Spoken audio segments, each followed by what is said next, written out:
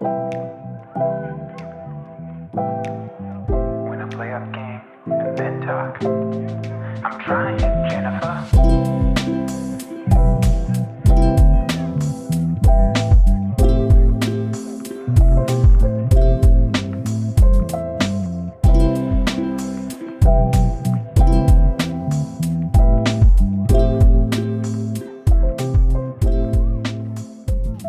Rip City, what's going on? We're episode 69, I think, or 70, one of the two. We're finally getting close to Dame's 71-point game.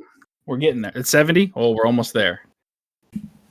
As many points as Dame scored in one game, we've almost made that many podcasts. So we're getting there. As you guys heard, Fawad's here with me. Fawad, how are you doing tonight? How was your weekend? I'm good. My weekend was fun, but very exhausting. We drove to Michigan for my cousin's wedding. So that was fun, but, I was the only driver both ways, so I came back a little bit tired, lost an hour of sleep because of daylight savings, went right back to work yesterday, and then my dad got sick on the trip, and I think that might have now carried over to me. So the weekend was good. Aftermath, not so much. So, without spoiling anything, I know if you guys are in the Discord, you know this. We've been talking about this. Did you watch the last episode of Last of Us? No, I'm so behind. Oh, snap. We can talk about it next week. I feel ashamed. I thoroughly enjoyed the show. I played the game, so I knew what to expect, but it's a very good show. If you guys have not watched it, Last of Us is a very good show. I didn't think I'd be driving to Michigan for my wedding, so I was planning on watching it in the car, but it just worked out that I ended up driving both ways, so I didn't really get time. Obviously there I was busy, so I have the finale left, and I think the one before as well. Oh, so you have two to go. Okay. Yeah. All right. Well, you got some. You're in for some good stuff. But let's talk about some basketball. Some depressing basketball to add to that. The last of our season. Yeah, exactly. The Last of Us could be summed up in how many fans are still watching. There's only a couple few watching still. So we are. Oh shoot, what are we? 68 games in? 68 games? I think 31 and 37, so yeah. Yep, 31 and 37. 68 games in. We have 14 games left. We are sitting in 13th place in the Western Conference. From the last podcast, we kind of talked about how we thought making the playoffs was should be the goal and the best way to go about it. Every day as time passes, it's looking less and less likely that that's going to happen. Did we miss last week? We did miss last week. Okay.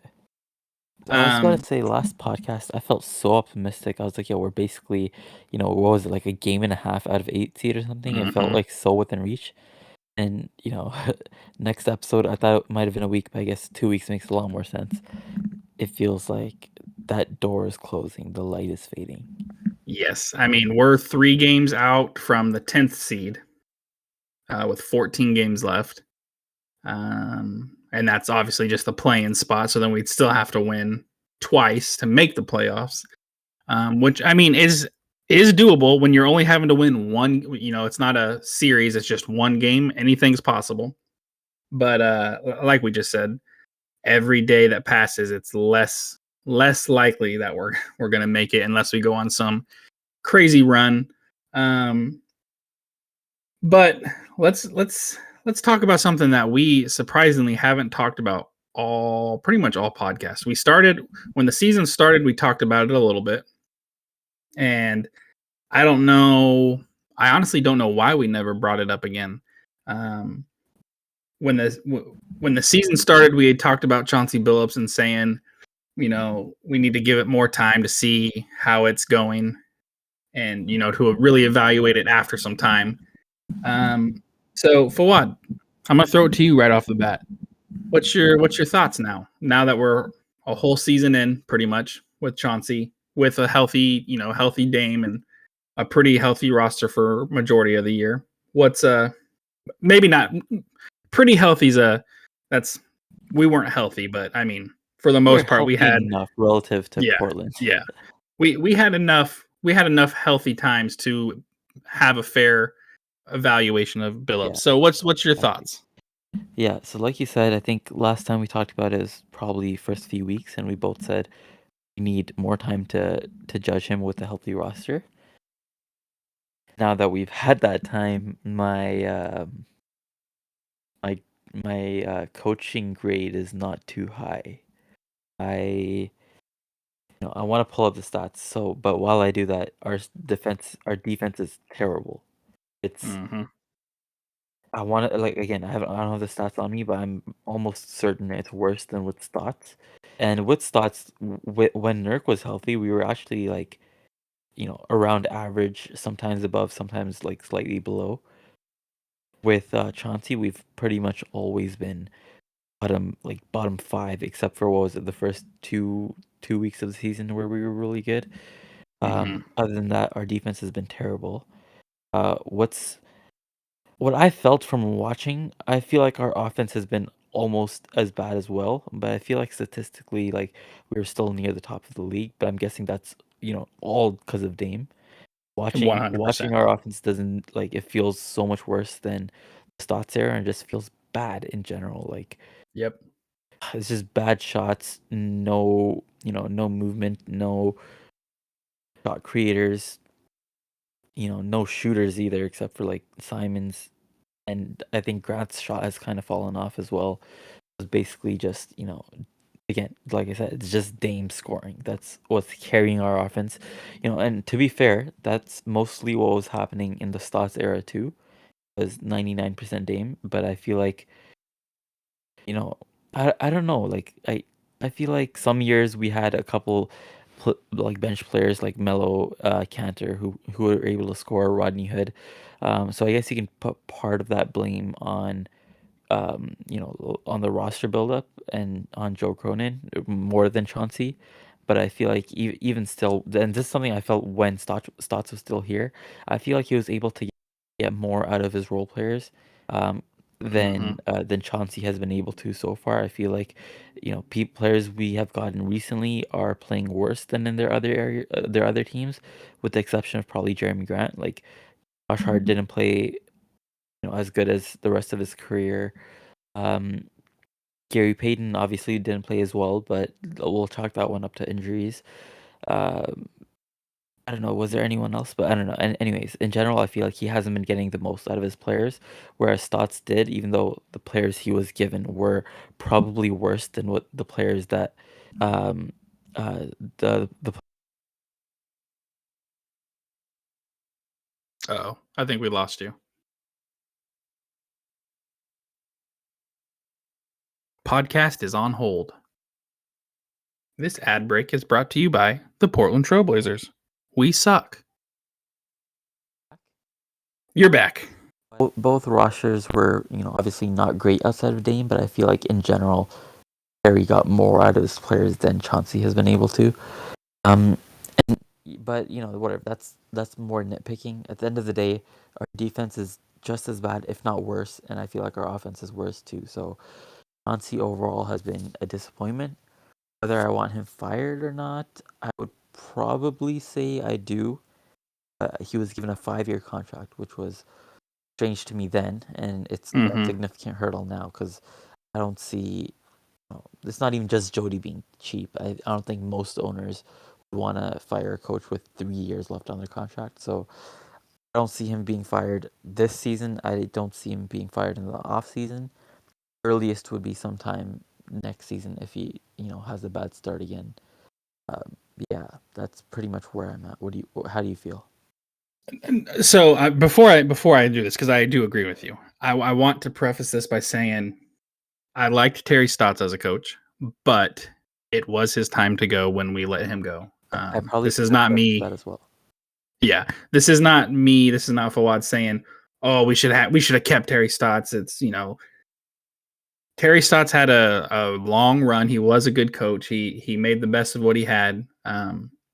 But the same issues we're having now is the same issues he was having. Our defense started to kind of dip a little bit towards the end of Terry Stotts' run. It was all pretty much Dame carrying everything, and it hasn't really changed. But no, I mean, pretty much what you said is, I mean, what else? What else? What else is there to say? I mean, Dame's having, in a lot of people's opinions, the best season of his career, and we've won 31 games. I mean, we have we'll get to Jerami Grant here in a second, but Jerami Grant is still a good player. Nurkic is still a average to decently good player. Simons is a good player. Like, there's no reason why this roster, just with those 4 guys, should be 13th in the West with Dame playing as good as he is playing. There has been, like you said, the offense to me almost, how do I want to put this? The offense to me is almost as big a deal as the defense is, because like you said, it is 100% because of Dame. All of everything is, it's got to be Dame every time, every play. Dame has to do something in order for something to happen. It's just ISO basketball way more than it should be. Against who did we just lose to? Against Philadelphia. That the last minute and a half. Like, I mean, it was just no ball movement, run down, try to get a shot off. It's a bad shot, run down, get scored on, rinse and repeat over and over. I mean, I don't know. Defense has always been a problem. It's something we've grown used to. Offense has always been a pretty, we're like that yin and yang, where offense is very good, defense is very bad. And still this year, our offense is still good. But it's not this, like, to me, and like you said, it's not the same kind of good we're used to. There's something off. And I think Chauncey has a lot to do with that. I think I see a lot of people complaining about how he doesn't use his timeouts, how he doesn't use challenges. I'm not as big on that. Like, I don't like people like, oh, we need to fire him because we brought home 2 timeouts. Like, we didn't use 2 timeouts. Like, that, using 2 timeouts, it ain't gonna make us win a game. Now, does it help maybe stop a run? Does it, like, there are things that matter, but some people jump to this, just, he doesn't use his challenges correctly. He doesn't use timeouts. Like, who was it? Phil Jackson would let just huge runs go and make the players play out of the run. Like, he would just let teams go on a 15-2 run and refuse to call a timeout. And look at what he did. So there's issues. I mean, I agree with you. I don't see them firing Chauncey with a 5-year contract with 3 years left on his contract. I mean, I think, if I recall, we both were kind of questioning why they did 5 years. Like, that seemed pretty extreme for a first-time coach. Yeah. I mean, I don't even, like, some of these coaches that are extremely good don't even get 5-year contracts. So it's like, what are we doing going out getting a first-time coach for 5 years? But yeah, I mean, what are we going to do? At this point, and I'm being honest with you, at this point, I would love to see Scott Brooks be the head coach. No, I'm not there yet. It can't be worse. What would be worse? It won't be better.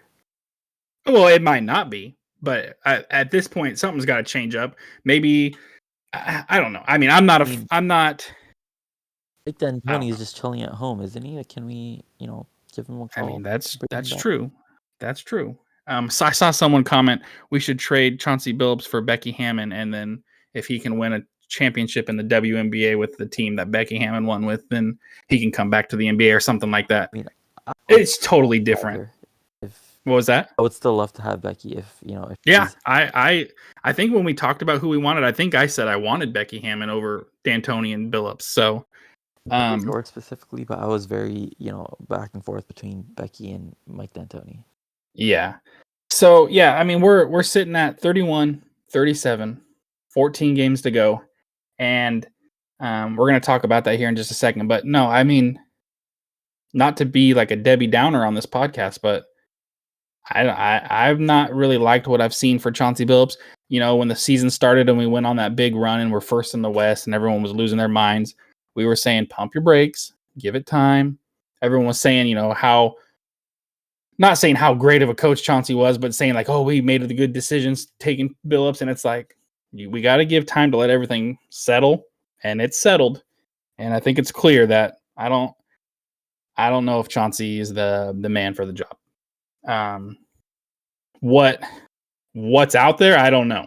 I don't know what we could do to be better. But like we've said in the last couple podcasts, this off season is going to be the biggest off season in recent Trailblazer history, and it's going to tell you a lot about what's going to happen in the next year or two. But one thing I wanted to talk about before we go to the remaining schedule is Jerami Grant. And you brought up he's kind of fallen off a little bit. I'm still of the opinion that is a guy we need to go after and keep and retain. He's still averaging 20 points. Let me pull up his exact stats real quick. Shot specifically has fallen off. He's still been by far our second best player. So he's shooting 40% from the three still. He's shooting almost 48% from the field. We all know, I'll be honest with you, we all knew rebounding was an issue with him, but I am totally fine with 4.5 rebounds a game from him. I mean, we knew it was going to be low, but I think 4.5 might be one of his, like, tied for his career high. It's fine. But again, but that's something we knew. That'd be like getting mad at Simons for not being a block, like good defensively. We know he's not. So why are we expecting him to be? And we have Nurk, who's a good rebounder, so it's understandable if Grant gets less. And again, like you said, if that's one of his better career ones, then it's actually a good sign because there's like less rebounds available for him now that he's playing with one of the better rebounders in Nurk. So 4.5, yeah, I have no issues with that. Yeah, I mean, I'm looking right now. The most he's ever averaged was 5 rebounds with Oklahoma City, and he's at 4.5 right now. So, to me, he's still a player that we go after. I know some people are like now afraid to give him the 100, whatever we offered him the first time, 120 million or whatever. Like they're afraid to do that now. 112, yeah, there we go. I'm still fine with 112 for him. I agree. Like that would be a no-brainer to me. Like if we could get him for 112, yes, please. But yeah, I still think Dame and Grant should be the only, like, Grant should be the player we go after for re-signing. I honestly believe every single other person on our roster should be available, including Sharp. If I've said it a million times, I could get it tattooed on my forehead. If we're trying to compete, having a 20-year-old, undeveloped player on our roster is not the way to do it. And if he's going to fetch us someone much better, I have no issue saying sayonara, because the first we should have just traded that pick in the first place. Like that, he shouldn't have been on our team in the first place, in my opinion. So that's just a whole nother issue. But is there anything you want to talk about Jerami Grant re-signing him? Are you still on board for that? I'm on board for 112, or even like the equivalent for 5 years. I'm not too excited about paying him more than that, but if we have to, we have to. But my bigger concern is, 13th seed, I'm getting very nervous about our ability to even keep him. If he values money over everything, then maybe, yeah, we will stay him, and we'll probably have to pay him a lot more than he deserves. But I think right now, I feel like a lot of other teams could probably make a good case for him to come join them, and him staying on a team that was the 13th seed in the West is like I feel like that's not too appealing for him. No, and you're right. And Joe Cronin's going to have some explaining to do, and he's going to have to put out his future plan for the team to really convince him that, yeah, those are moves that I like. Because you're right, there's other teams that have just as high of a ceiling as we could have that can offer him money. One thing I forgot to add that about Chauncey Billups that I absolutely hate, and I just turned to look at the game real quick and saw it, so it reminded me. Chauncey Billups is in love with playing zone defense, and it is absolutely. And if people disagree, then please let me know. But we absolutely get torched the moment we go into a zone defense.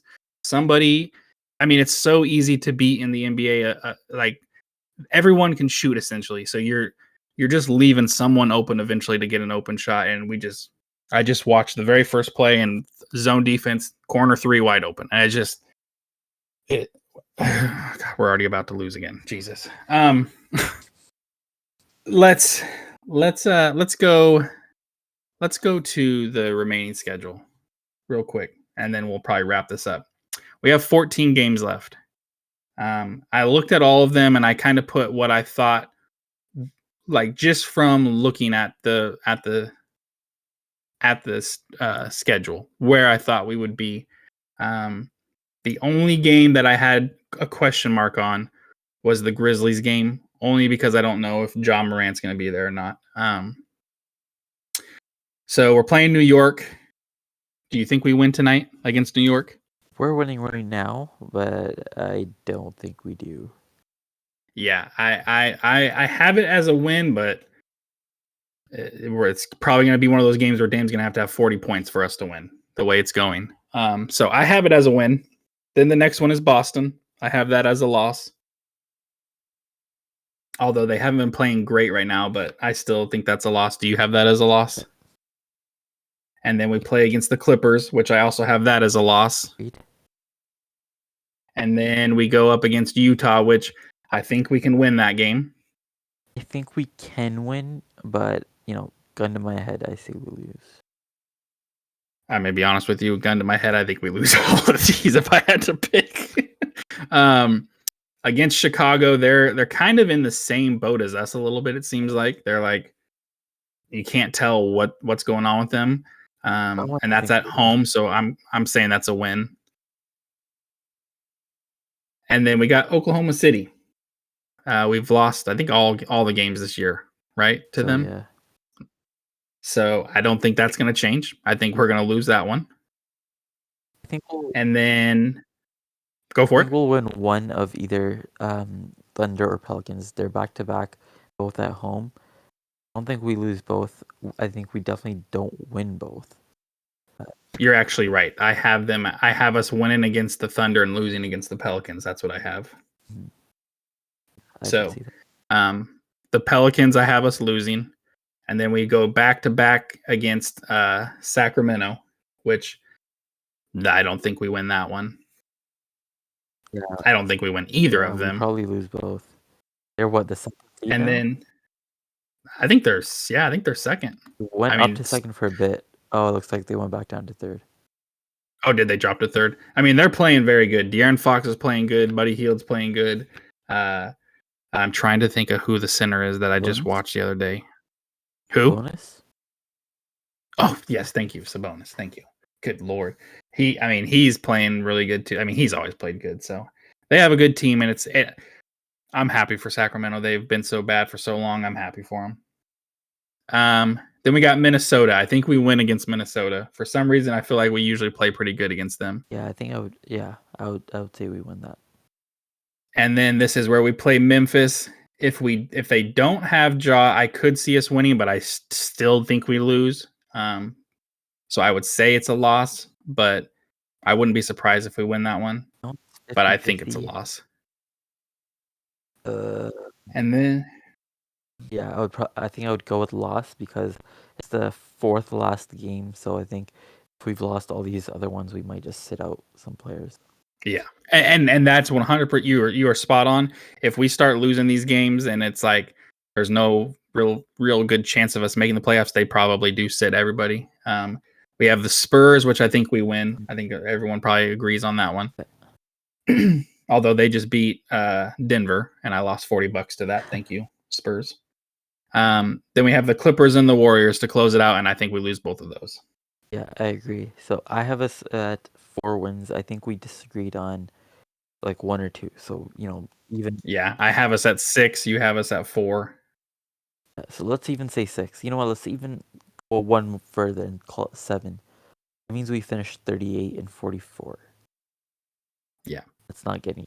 It's not looking good. It's not looking good. It's the play-in is a nice thing to have, but I don't think even 38 and 44 makes it into the playoffs or into the play-in. I mean, Yeah. I'm gonna pull it up real quick just to make sure where they're at right now.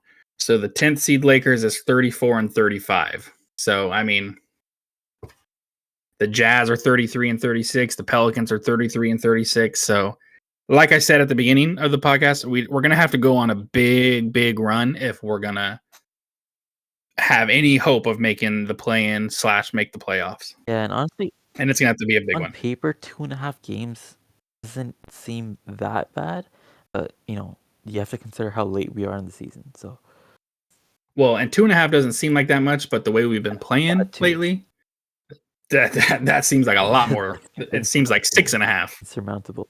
The crazy thing is, though, here's the crazy thing, and I just saw this and didn't realize this. The Mavericks are 34 and 35. Yeah, they've had a really cold stretch recently. I don't know And if it's injuries or and what, but yeah. I mean, there is a certain flat earther on that roster. But one last thing before we end this, I just want to ask you this question. We don't have to go too deep into it. Everyone saw the stuff about Joel Embiid with Philadelphia, with Dame at the All-Star break and everything. Do you think if Philly doesn't make like a deep run, do you think that's possible that they decide to move on from him and that there's a chance we could get him? No, I mean, we have a lot of assets that we can use to trade. I agree that we have assets. I don't think they would trade him no matter what, though. You don't think so? If they fall short again, if they lose in the second round or the first round, you don't think that they're like it's not working? Yeah, I don't think so, especially since, the GM is Daryl Morey. I don't see him as a blow it up kind of guy. I mean, that's true. That's a good point. Now, there was rumors that Harden wanted to go back to Houston. So if Harden were to go back, is he a free agent this offseason? He is, yes. So if he does go to Houston, do you think that changes things? If they have a bad playoff run and he leaves? What do you mean by bad playoff run? First round, second round? Let's say they lose. Let's say they get past the first round, they lose in the second round. As long as they don't. Wait, let me see what seed there. Do you have it on you? I do. They are the 3rd seed. Yeah, so if they lose in like a 3-6, like a 2-3 matchup, I don't think would be enough for the team to blow it up.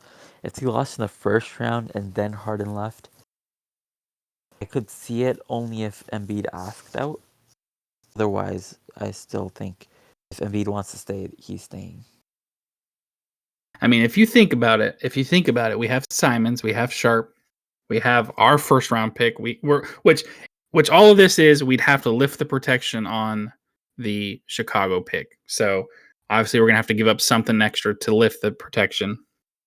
And honestly, right now, like if they, the 2 seed right now is the Boston Celtics. Do you think Philly could beat Celtics in a series? Even if they play the Bucks, do you think they could beat the Bucks? Either one? I think Philly could beat Boston. Boston's not playing very good right now. Boston's struggling. They have been struggling, but they're still my favorites for the title. I still think Boston is one of the best teams, yeah. But I don't know. It's James. So, I mean, we have to take into account that James Harden kind of has. We've seen him have issues in the playoffs. Mm-hmm. I'm going to pull up James Harden real quick. Real quick. I'm trying to see what his stats are like this year because obviously it's not as crazy as they used to be. So he's averaging, they're still pretty good. 10 assists, almost 11 assists and 21 points. His scoring is just down because of Embiid, but he's been playing good. Mm-hmm. Yeah, so I take it back. He's still shooting 40% from 3, 45 from the field. Yeah. They have a good team. They got the dunk champ, Mac McClung, on their team apparently. I didn't know that. Signed him like a week before the dunk contest. They have a good team, and I agree. I don't think that they blow it up. You'd be dumb to blow up a team with Joel Embiid. I mean, he's not 30 years old, 32 years old like Dame is, and we're holding on to Dame for dear life. So, yeah, I just see a lot of people talking about that. I'm curious to what you thought about it, but it's a tie game, and just kidding. Dame's how many points does Dame have? Dame's probably got 40 already. We need to win every game we can. So, the sky is falling. You heard it here first. I think this season is a done for. I think it's done skis. But we're still Blazer fans, win or lose. We've been through much worse. I can put it that way. It's been much worse. We've had much worse rosters. I mean, last year, good God, I didn't think I could take another year like last year. So at least we have Dame this year. We got to enjoy a 70-point game. Is there anything else you want to talk about before we wrap up? No, I think yeah, it hasn't been a good season. I'm throwing in the towel. I think we're not making the playoffs. Yeah. Yep, my towel's thrown in as well, I believe. Oh. But Dame still could go for the scoring. Maybe that's what we need to look for. We just go for Dame getting the scoring title and first NBA. So I think he gets first team, but who knows? Okay, that's gonna do it for this podcast. That was a depressing one. Everyone that's listening, thank you for listening. Sorry it's not been as consistent. Having 2 kids is much more much harder to find some free time than I expected. So thank you for sticking around with us. We love you guys. Have a good night. As always, Rip City, baby. Thanks to My Life Pursuing for the music used on the intros and the outros of this podcast. You can check them out on all major streaming platforms at My Life Pursuing.